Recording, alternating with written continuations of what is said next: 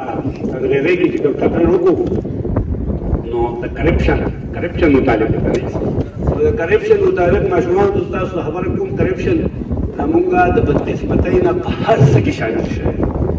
مثال په تور کې زه سکول ته به تاسو هم راځئ، دا زمونږ اساتذه چې څومره دي نو دوی راځي.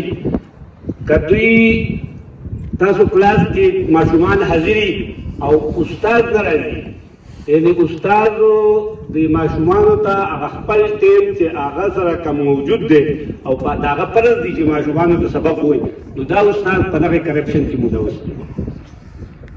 ټیک ده، موږ تاسو ماشومانو چې دا سکول کې د بانکي او جوړ کړي لاین، که دا لاین نه یو ماشوم وځي او مخکې کېږي، دا په دغه ځای کې تو کرپشن شروع کړو. دوی ته پته نشته خو دا کرپشن شروع کړو.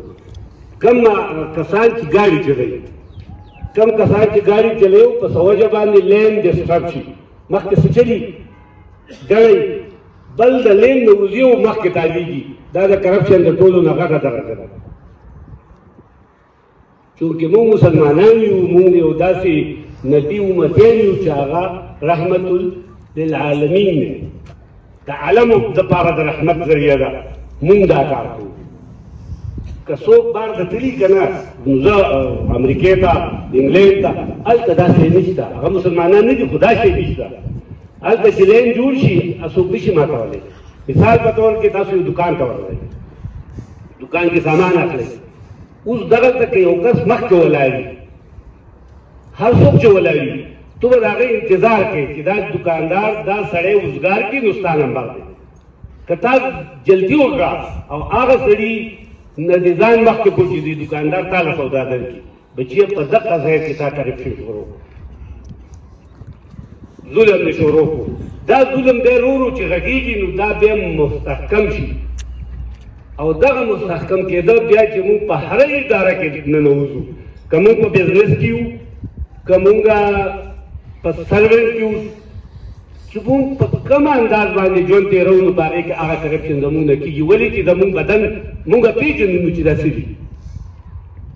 نو تاسو په هر انداز باندې کوم ځای کې چې تاسو جومات ته ننوځئ په لاین باندې، کوم جومات کې سب جوړېږي، جومات کې سب موږ ولې جوړو؟ دا لاین دی، دا زمونږ د نظم یو نښه ده. خو د عبادتو په دنیایي طور دا زمونږ د نظم نښه ده. دا نظم چې کله په موږ کې ختم شو، دغه ځای کې کرپشن شروع شو. نو فرض که زه یم، زه د دې ځای کې نه اوس لکه په یو څیز کې زه ګورم نه، که ماته یو غټه عهده میلاو شي، فرض که زه سبا استاد شمه، پرنسپل شمه، بیا مخکې لاړ شم، نو دا څیزونه په دې وځي نه، چونکې تاسو ماشومان دي او دا په تاسو باندې ډېره ضروري خبره ده چې تاسو د دې وړو وړو خبرو خیال وساتئ چې یاره تاسو د کمزورۍ بنیادمي هغه ور مخکې شي، دا کمزوري د بل کمزورۍ هغه مخکې شي.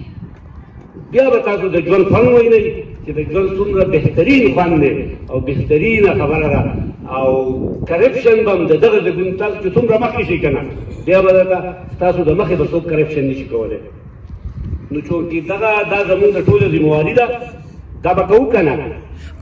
انشاءالله په دې باندې تاسو لکه ډېر زیات کوشش وکړئ چې دا وړې وړې خبرې کوم ځای کې د بل حق وال شي، دې ته وایي کرپشن. بیا د وړوکي د واله د غټې سره پورې موږ چې ګورو نن سبا، نو زموږ به دا کوشش وي چې د دغې کرپشن د ختمولو موږ د اوس نه کوشش وکړو. دې نه علاوه نورې زه بیا د ټولو مشکور یم، د پرنسپل صاحب خصوصي طور، د استادانو، د دې نورو مشرانو چې دلته راغلي او ګلونو ماشومانو ستاسو چې دا خبرې تاسو واورېدئ، په دې باندې د الله پاک موږ له ټولو د عمل کولو توفیق راکړي. والسلام.